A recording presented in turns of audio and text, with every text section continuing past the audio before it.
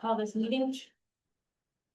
School board and the budget committee to order. You'd all join me in the pledge of allegiance. I pledge allegiance To the flag, the United States of America, to the republic for which it stands, one nation, under God, indivisible, with liberty and justice for all. Thank you. Now, there's a lot of people here in this room, and I'm sure there's people online who are interested in this meeting in particular, because we're discussing the first look at the budget. So if we could start going around the room and have all of our administrators introduce themselves as well, I'd appreciate it. So. You want to start? Let's go this way. Nick Citros, Director of Technology.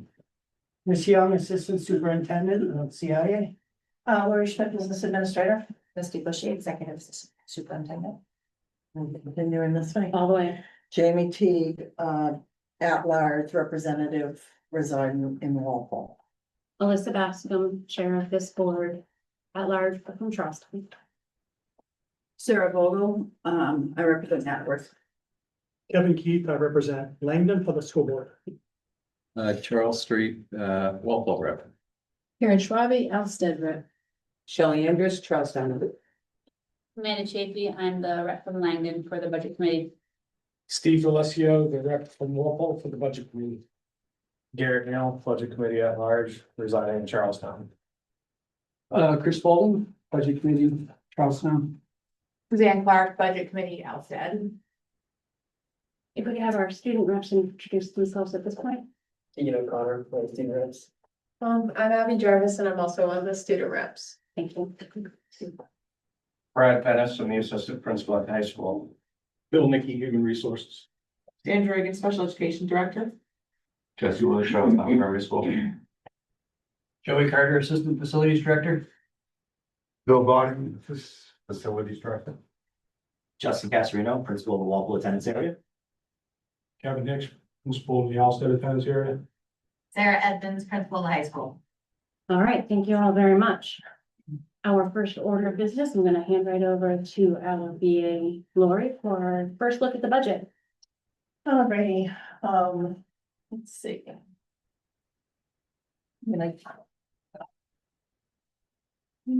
Oh, yeah. Maybe. I might have screwed it up already.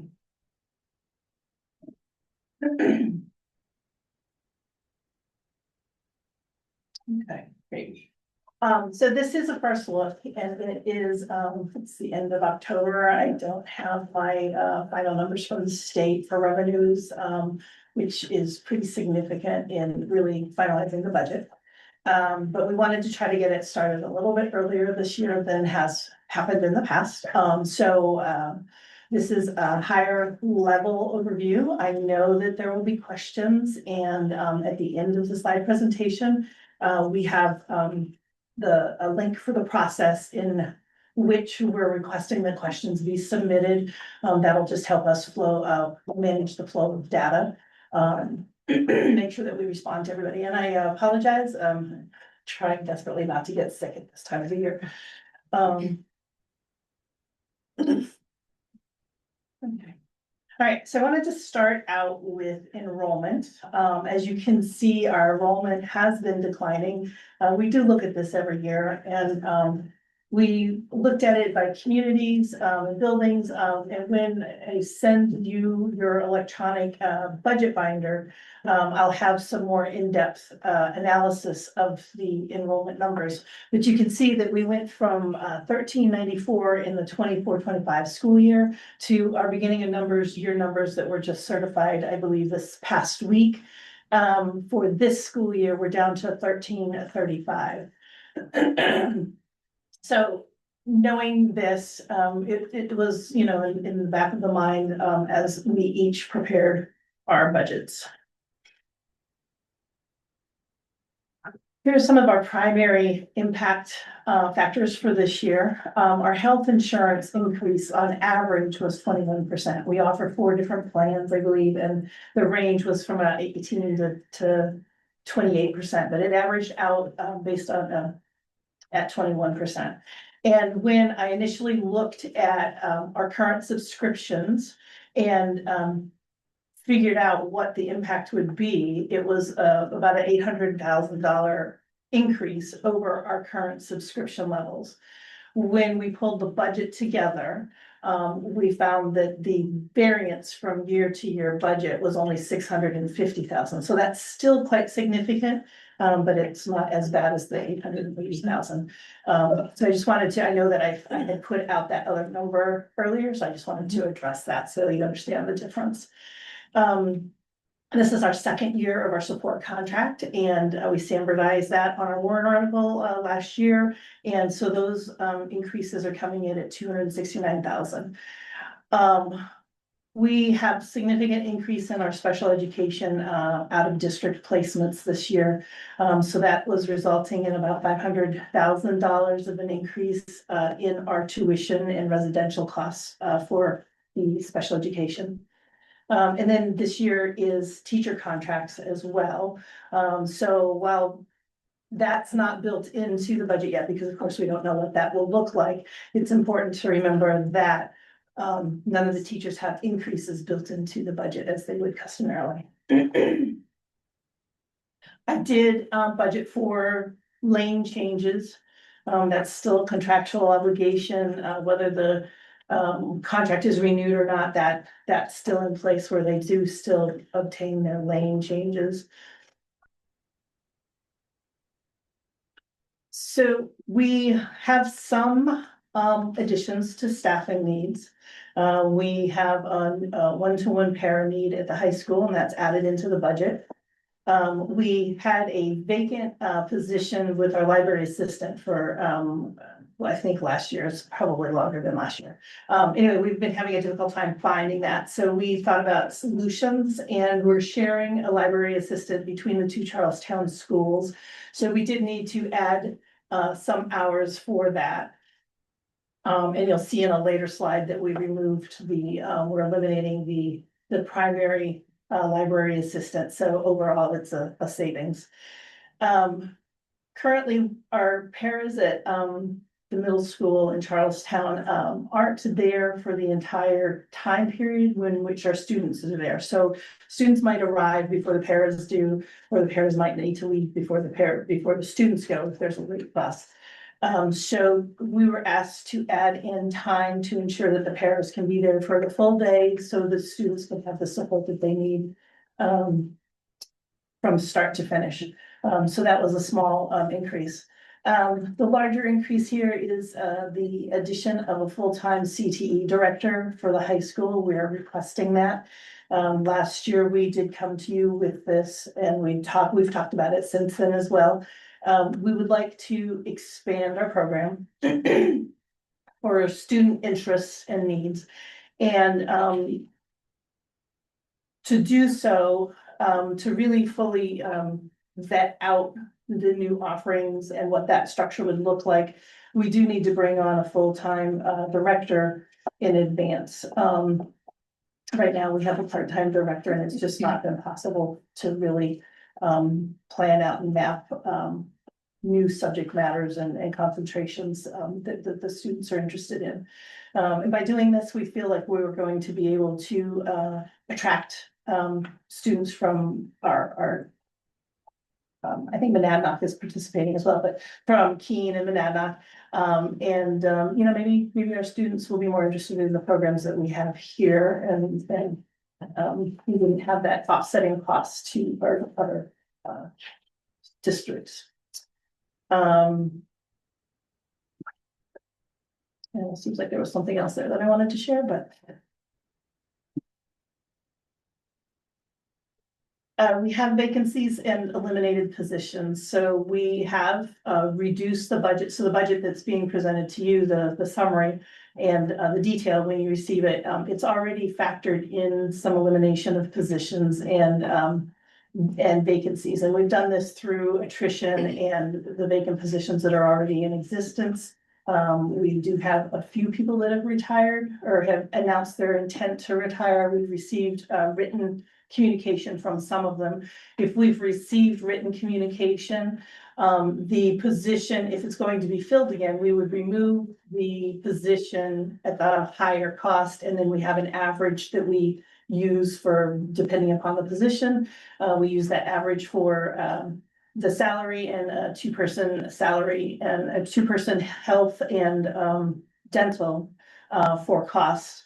And so that would be added in. So you would have the position going out and then you would have a new position coming in and that would be identified as a vacancy. If it's a position that's being eliminated and we have received a letter of retirement, we have removed those positions already from the budget. We are still waiting on a notification from a handful, both of our CBAs provide November 1st as the notification date, which is a little bit later than we would like, but, that's the case also for, notification for intent to retire, for, lane changes and everything else. So the budget, when you receive that, you'll see that there are lane changes factored in and the benefits associated with that, benefits being FICA and, workers' comp and that type of thing. And New Hampshire retirement, if it's applicable. Those are factored in. We may have some additional lane changes. They still have another week to get information to us. So we would have to update the budget when that happens. And again, as I said, we are eliminating some of the positions based on anticipated retirements. We do have a request to purchase a facilities van. We historically have been in a cycle to replace one every year. And that's been deferred for 2 years and we really need to get back into purchasing another vehicle.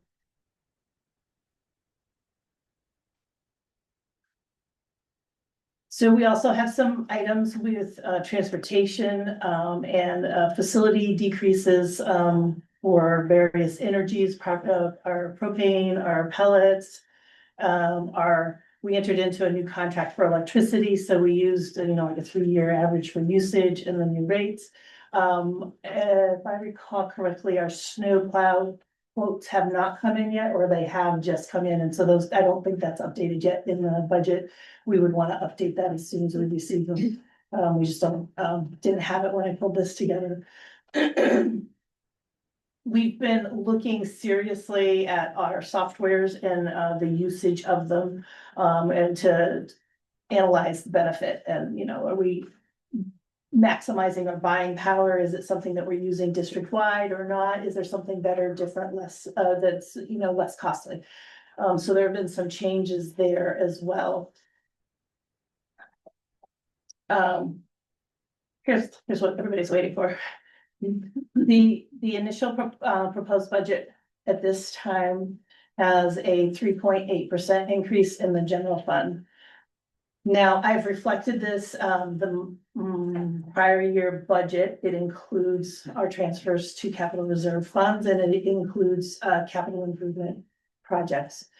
That's the way we have to present our budget. Those are warrant articles, so they're not included in the 26-27 number. We have not ironed out yet what we want to include there, so that will be a future discussion. So I realize that the percentage change in the dollar difference is a little bit skewed, but this is how it's set up to be presented in the state. The other funds, there is no change there. The other funds reflect our grant funds and our food service. Yeah, there's a little bit of flux there. It's interesting if we want to make any adjustments to reflect our actual grants that we receive. We're SB2 communities, so it's subject to default budget. So if the budget doesn't pass, then we wouldn't be able to utilize those changes. My attorneys have always in the past said exercise caution with that. It's unfortunate, but that's the way that works. So it's been static for years until I figure out a way to change that with confidence and care that it's remained static. So our timeline and next steps, as I said, this presentation, I believe you have all received it or it's available. We'll be sending it, okay. If you use that link, there's an information request form that you can submit the request. And so then we have the question clearly documented. So we do ask that you don't send like a dozen questions on one form. That becomes difficult to manage. It'll give us a time stamp as to when it was received and that we can then track to when we respond. We have another joint meeting scheduled for November 24th. Where you will have received the binder with all of the details. We will have had an opportunity to receive the revenues from the state, the estimated revenues, so we can factor that in, and we'll have the tax impact sheets available at that time. So it will be a complete package. The default budget, we're presenting that on December 8th at the board meeting. There's another joint meeting in January that's scheduled.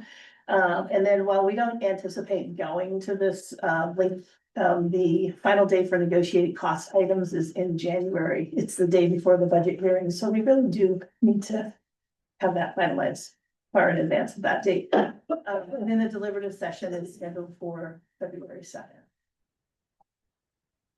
So as I said, I know you're gonna have questions. I know the electronic binder, I'll have that to you on Monday. That gives us an opportunity to meet again with administration to review fine line again one more time, so we can have accurate and complete information in that binder. It will include a staff list to include our position control numbers, and so you can see what building they're in. You'll be able to see what their percentage of FTE they are. You'll see those that are shared positions, and how they're allocated across the different buildings within the attendance area. You will have some rolled up benefit information by buildings as well. You'll have a more in-depth analysis of the enrollment and staffing by buildings. So you'll have a lot of that detail that you look for. You'll have the printouts and reports. Well, it'll be electronic. You'll have the reports that I generate from the system that compare the 4 years, 5 years actuals, and all of that will be in there and broken down. So that will support the tax impact sheet as well. Although the tax impact sheet, I won't have that to you this week because, again, I don't have the revenues, and that does factor in. The other thing is tax rates haven't been set yet. I did hear from the state this morning that they had just received the final piece of information that they needed from the Department of Education. So I'd like to have those rates updated in the sheet when I hand that out as well. I just didn't catch the timing of the electronic Monday. Monday, okay. Yeah. That just, we meet on Thursday routinely, so just. It's not, yeah, that's fine. We have a meeting on the 15th of November. Make sure we have. Oh, one thing that we forgot to mention here is that for our non-union raises, we used 2.85%. That ties into the 10-year rolling average for CPI change, and it happens to also tie into the Social Security increase. It's 2.8%. Yeah, so I don't know, I have that offhand, but I can share that information too. I can share the spreadsheet where that's imported into the system. I tried to be well, I didn't try. I was very meticulous about going through. I use the system as much as I possibly can to project my positions. And so I was very meticulous about going through that to ensure that there are no duplicate positions, no duplicate benefits. And I know I'm not perfect, but I encourage you to look through it. Let me know if you find something so I can correct it, because I like to have things correct. Thank you for that. Does anybody have questions for Lori?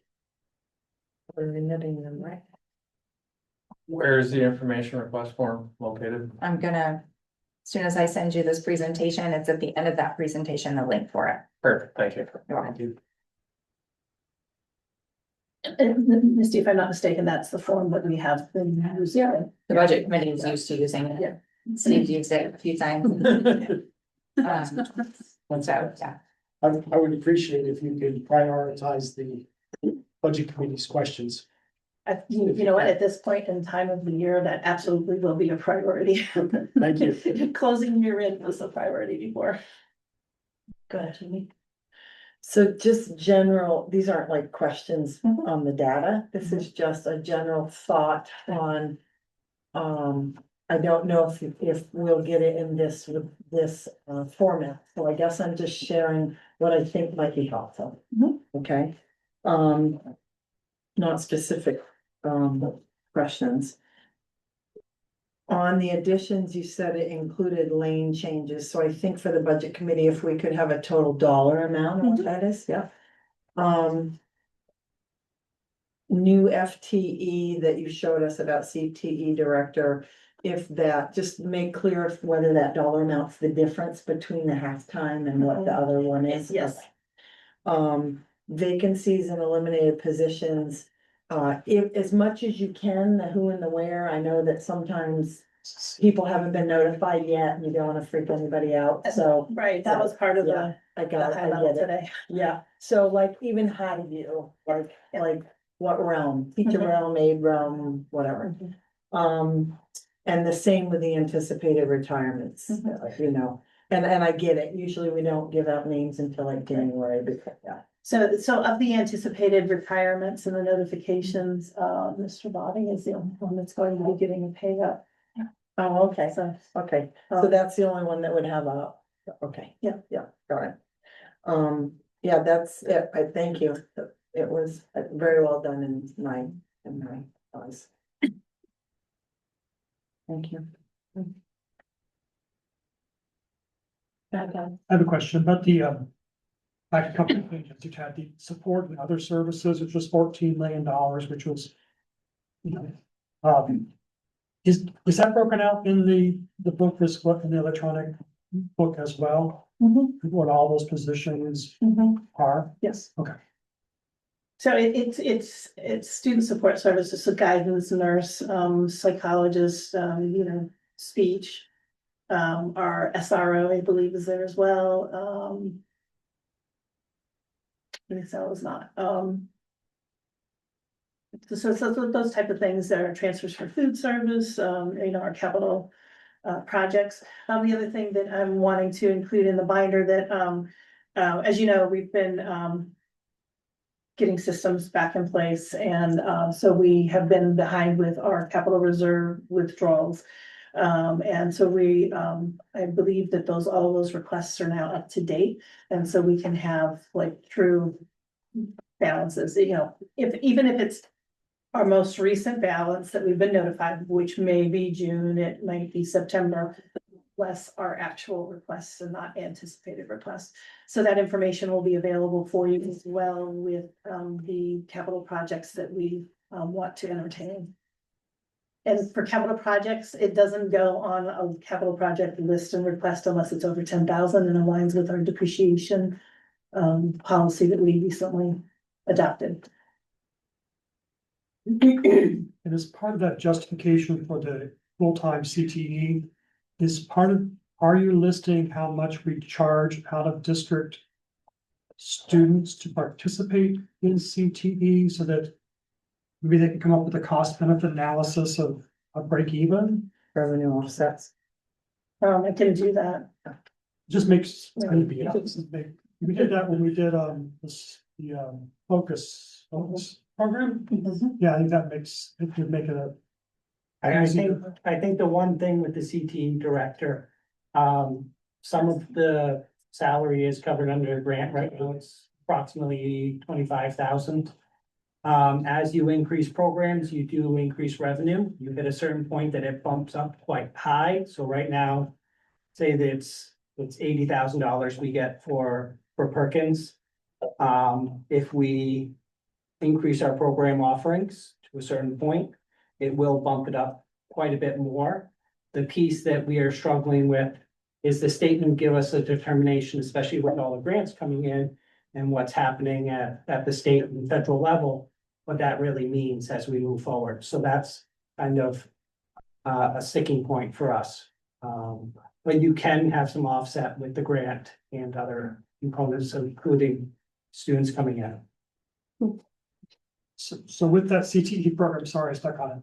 I know there was a presentation last year, I don't remember all the details. If we could have an understanding of what programs you are anticipating possibly adding, and does that mean additional personnel as well to offer those additional offerings? And then just some projections on what that's going to cost. So just to make sure we have a full picture before we add a position and start saying, yes, we're gonna have programs. I'd like to have a full picture of what does that mean. So one thing that was discussed last year that is now very clear is we're not required by law to have a full-time CTE director. So that was being, that was a question that was raised last year and has been answered. So that's the only known fact that we have currently. We are working with the state to try to get some of that information. It just sounds to me like you're adding a director to add more programs, which means more people, which means more. So I just want to make sure we have a full picture of what all of that looks like before we say, yes, let's hire a person. Where if we didn't do all that, the part-time person is completely doable. What's the total investment look like? Right, yeah, just so we can plan all of this. Right, and then if part of it's covered by a grant, can we, there a possibility where we like lose the grant? Like I don't, like thinking about like the ESSER cliff, right, like I. That's just a. So it's a little different than the ESSER. It's like, I know, but it's like Title I, so we are decreasing funds for Title I and Brian Perkins. However, we don't know what they're gonna bring over the next couple of years. No grants are getting more difficult to utilize. Are you asking if this is a competitive grant and things like that, we may not Just- qualify for it? No, just understanding if we would then have to, if we're budgeting that some of it is covered. And then a couple of years down the road saying, oh, well, guess what? It's not covered anymore. So now we're already roped in and now we have to increase the budget. That's just understanding all of that going, so. It's sort of a risk analysis. I think yes, I can. I think that anytime that you can, that the Perkins grant has been in existence for a long time and it's a pretty steady grant, but anytime that anything is funded through a grant, you always have that potential. Right, so I just wanna know what that is, so that if in the future we decided to go through and create this position, that we know. How much is funded How by the much- grant? And then how much would we have to potentially Mhm. raise the budget to cover it if there was no grant? Putting it at risk. Exactly, yeah. Did you have another something? All right, seeing no other questions, thank you, Lori, very much for bringing that forward. I think we're all looking forward to the rest of it. Could be a lot more, so I appreciate the hard work that went into that on both sides, both looking at things that are gonna be more expensive this year and then the offset that you all came up with, so yeah, we appreciate that. We did have quite a engaging conversation. I'm sure there's been more than one. And there will be many more. Yes. All right, then moving on, just added on this agenda under old business block scheduling. 2 weeks ago, we saw a presentation from Sarah Edmonds about block scheduling. I understand Budget Committee had some questions and thoughts about what that looks like, so we've added it here so that you can talk about it. I know from our perspective, we've heard that the administration and students, it's in the student report, that they do like the idea of block scheduling. But I know that we have a responsibility to ensure rigor and financial responsibilities as well, so. It's certainly worth talking about and looking at, so did anybody want to share? I don't want to open it up, but I would like the student report to go to the budget committee.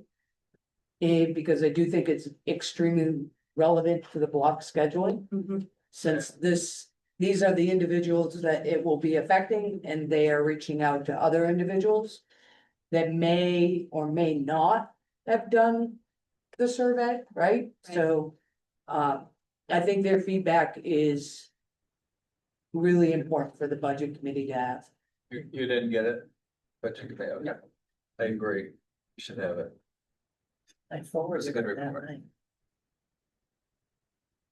No, I didn't, I meant to forward it that night. The report from that night. Right, Shelley's talking about the student representative report that's in our. Oh, tonight's, oh, okay. I did Very well that. done. You didn't get it? Would you like to hear our report from our students at this moment? Now we can talk about it. So you ready? We're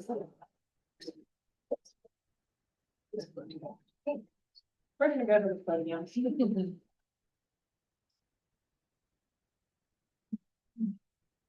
The last meeting.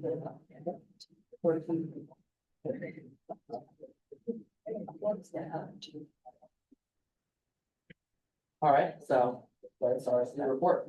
The cool fall months has served Fall Mountain well. There's been many activities that students will middle song in the future. The passing of the paw, where seniors met up with our kindergartners. Passing the paw, which was a t-shirt that we met up with the kindergartners and gave to them. That says class of 2038, I believe, which is their class. Oh my God. We met up with the kindergartners at the yard line, football field. We had a couple games of Duck Duck Goose, and it was a monumental success. This was a sentimental activity for the seniors, as they were able to see themselves in the kindergartners. And hope that the kindergartners were able to see themselves in 12 years' time. This activity is one that the junior class has exclaimed excitement over and being a part of next year. Shortly after, the students were able to enjoy a powder puff football game where the junior and senior girls played an exciting match of flag football, drawing a good crowd of students and community members. Following the theme of sports, the boys soccer team was able to secure the Bernard Cup. Okay. For the second year in a row, which raised a lot of student morale.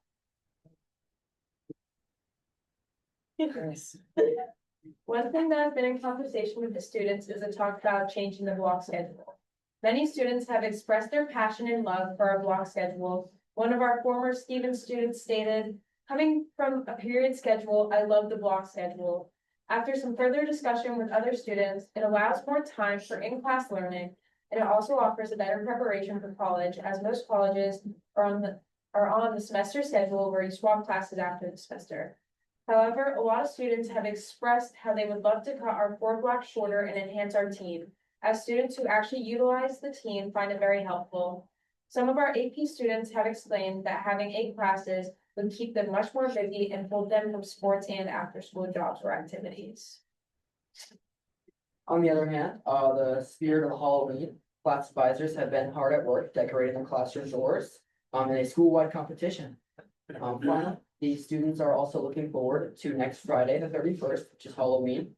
Mrs. Westover, the PE teacher here, has planned a great day of fun, including costume contest, a pep rally filled with fun events and music. Ms. Westover is also in the midst of running a tournament, which is where students sign up in teams and play each other during riveting matches of Family Feud during team time. The students have expressed time and time again how much they enjoy Ms. Westover's activities, and they offer something to look forward to during the go into school. And I know it's not added in, if you guys have it right in front of you, but over the past week and a half, some things have been brought up to me, about like what, especially like seniors or just students in general would like to see. For seniors, like right now, it's very stressful with college applications, stuff like that. And we only have 3 counselors and so many teachers who have only optimal time to help people out. So I've heard from the senior class in large that they would like maybe not a day like during the school, like our Monday through Friday, but maybe an optional day on Saturday or Sunday, just where they can come in, that the teachers would also be available to get help with any questions they might have in the college application process or with their college essays or anything like that. Secondly, something was brought up to me actually today was just our lunches. So we have like a salad bar, I guess you would call it, at the end, like after you get the lunch. And people were telling me that to just get like a little tray of like fruits and vegetables, it's the same price as if you got an entire lunch together. I'm not sure if that's 100% true, but I was sort of just going off of what they were telling me. And so they were hoping to see just if you wanted just a little tray of fruits or vegetables for the prices to be lowered because they aren't getting that full meal. That's our presentation. Yes. Thank you. Well, I really do appreciate that you are bringing current information to us. It's exactly what we want to hear, so thank you. Yeah, you guys have any questions for us while up here? Perfect. I have a question. Yeah, absolutely. Where is the discussion coming from or stemming from about changing the block? Why is that coming up? So we had received a survey, maybe a couple of weeks back. Students on the student body received a survey from admin, just kind of asking our thoughts on the block schedule, on how we liked it, maybe the things we didn't like about it. So students just kind of got to talking and maybe thought that there would be a change in the block schedule because that survey was set. So this stems from the survey? Gathering. Okay. I don't start it off. No, conversations, good thing for sure. All right, thank you both very much. Thank you.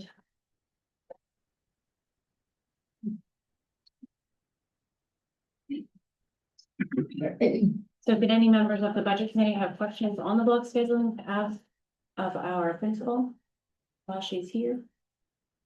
Is there a synopsis available of the financial pros and cons of this without being philosophical, just sheer numbers? I would not be the sheer number person. No, that wasn't part of the, it wasn't part of the, presentation. I'm sorry, I thought I sent it out to you guys the night we got it.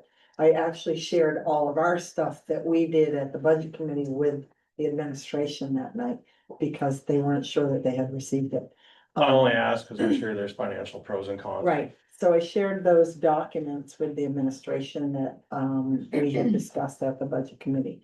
But I don't think they've done a financial, projection of what it would look like if it were to change.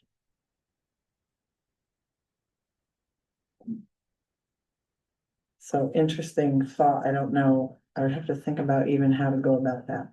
Right. It's a good question. Is there interest in forming a study committee on such a thing? I would find the time for it. I mean, I think we would need some administrators. Input, obviously, so it's not just all. I think it's worth it. That was created, I would want to. You were on the original. Yes. Okay, because I think there's a lot to look at in terms of what we've gone through in the last 25 years under this new model and whether it has been an effective. What's that? No longer. No, that's true. Yeah. Class of 2038, right? That's what we're looking at. So if that's of interest, if people want to. We have people send a letter of interest to you, Misty, and look at putting that together at our next meeting. Yeah. Shelley? So when do we actually take into consideration what the students have clearly stated? Not only in the survey, but from student reps, because it's clear from the survey, it's clear from the student reps. We could probably have additional conversations with the students and maybe even additional conversations with the teachers. But at this point, I'm hearing no objections from the administration on block. Actually, I think I'm hearing that they like block and they would prefer to stay with block. I'm hearing the students would prefer to stay with block.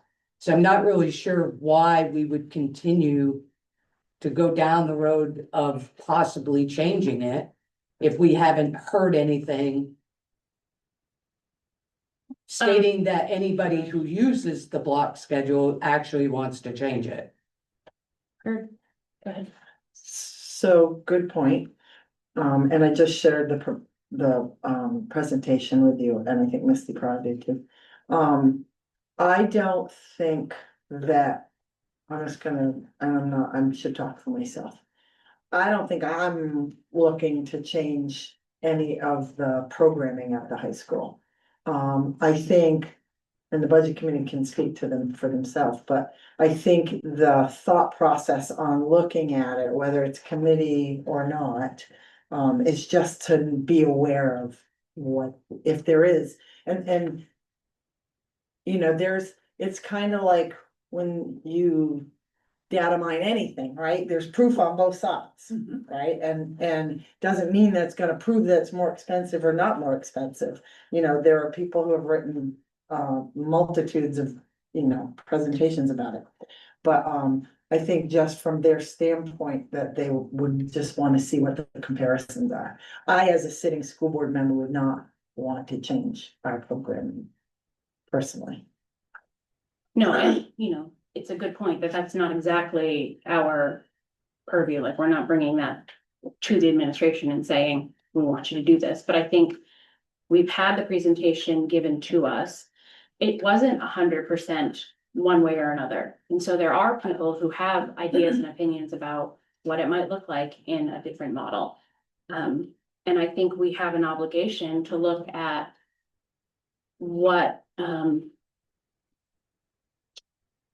the block has done for education in 25 years here, what we've seen come from it, and whether it has been effective. I don't think analysis is a bad idea. It's about being creative too, so like solutions, being solution focused, right? Like the budget continues to go up every year. So if there is a cost benefit to doing that, then you want to, I'm not saying that you want to change it, but you want to at least know that. You want to know that, and so that you can make a decision, whether it's, okay, great, no, we have all of the data and we don't want to change it, that's fine, but it's good to know. It is. And I personally have some real concerns. I hear a lot about team time. But what I hear and what I'm seeing is that the blocks are getting smaller and more time is being spent in team time to get special help or additional help or to be used as a study hall, when the main idea that I've always heard about being in a block is that you have time in class to talk to your teachers, to work on these things with that person. So I want to understand why we are moving away from using that block to a separate block to get that help that we're being told should be happening in the block.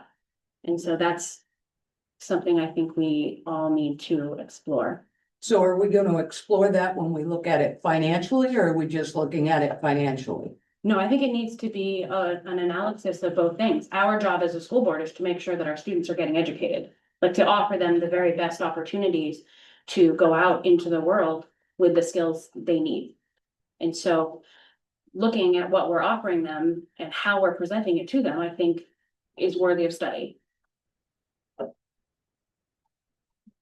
financial piece essentially comes out of, are we doing the best for our students? If it costs more and we're getting a better value, then that's worth it. And if it costs more and we're not getting value, now we know, or any number of those combinations.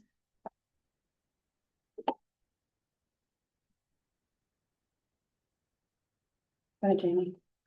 Yeah, and just to be clear, like, this isn't gonna be done in 3 months. This would be a project that would take, I mean, I would assume it would take at least until next year. I mean, you don't want to move away from 25 years of, process planning and programmatic. You can't do that. You just can't make an about face, right? It's about taking the right amount of time to be sure that you're making the right decision if you move forward with any change at all. Without question, it's not going to be a warrant article in March. Yeah. Yeah. It makes sense. It wouldn't be anyway, because, Right. it's not, a warrant article. No, that's what I was trying to get at, like, we're not trying to do something for the next school year. so make sure it's not, it's currently not under the purview of the school board or the budget committee to decide. Block schedule, that is that's administration choice. Never be able. No, sorry if I came across that way, you know, I was just trying to talk about timeline, like. Well, but I think it is a good thing to just mention that it's not under our purview, nor is it under the budget committee's purview to decide what what kind of scheduling program we're going to have in any of the schools. So. That, Very true. very true. And the other thing that I was gonna say is that, when I was on the original committee, when we, went to block scheduling, I'm old, but, we took 2 years to study before we went to it. And we took a vote amongst the teachers to decide if we were gonna go to block scheduling or not. And if that vote had gone against, after all that study, if the vote had gone against, we would not have gone to block scheduling. And, so it was a very, long process, and there were many difficult discussions. And, but I don't, just like we've talked about that, before the withdrawal things started coming up. We were talking about looking at how the whole district is set up, because the district has been in existence for a long time. And it doesn't mean we're gonna change, but it means in order to make a conscious decision, you have to look at how things have been going. And just because it's been in existence for 60 years or 25 years, doesn't mean that it's right. And so taking a look at how this is a very different time that we're living in now. So how does that fit with what we're doing now? And I'm a strong proponent of block scheduling, and I don't think it hurts at all to really look at it and say, why is this good for our kids?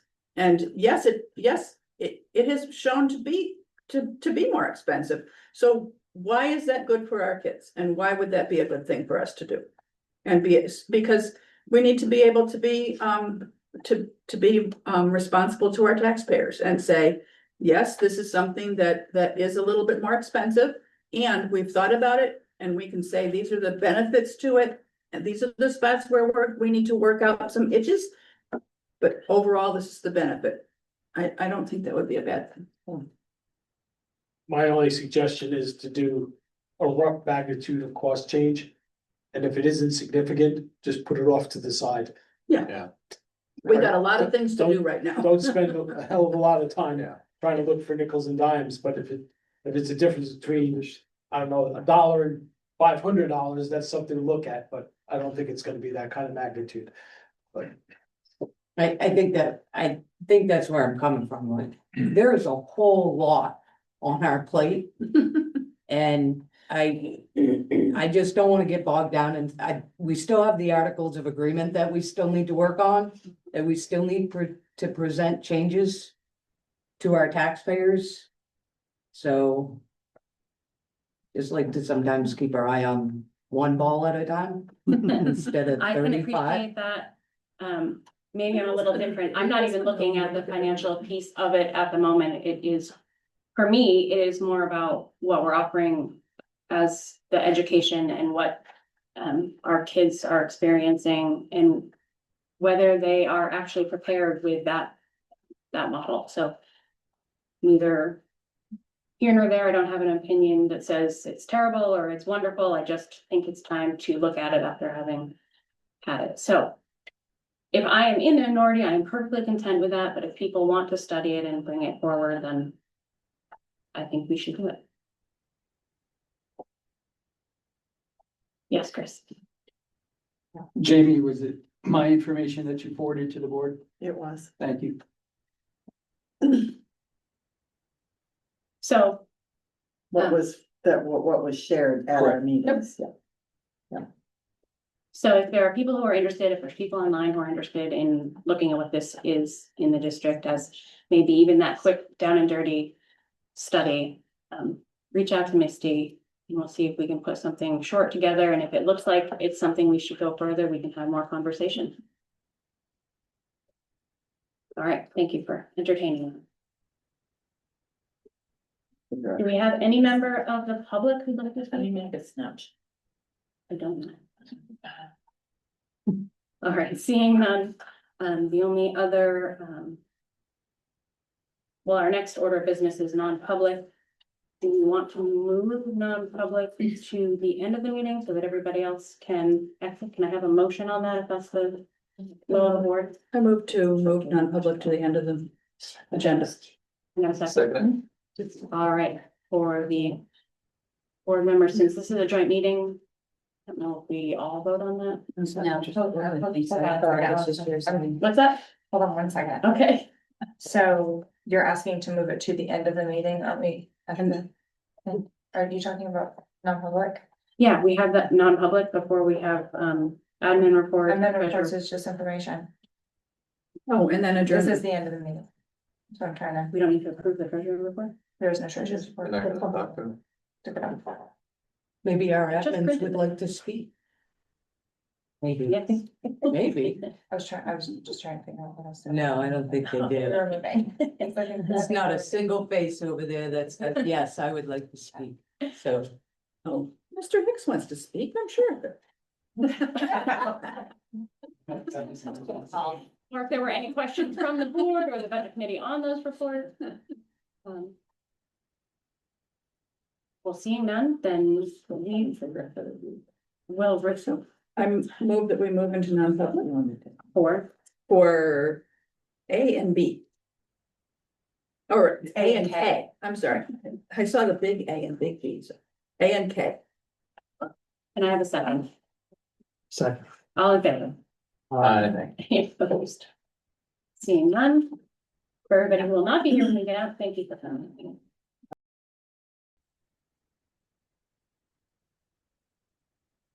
Motion to come out of non-public.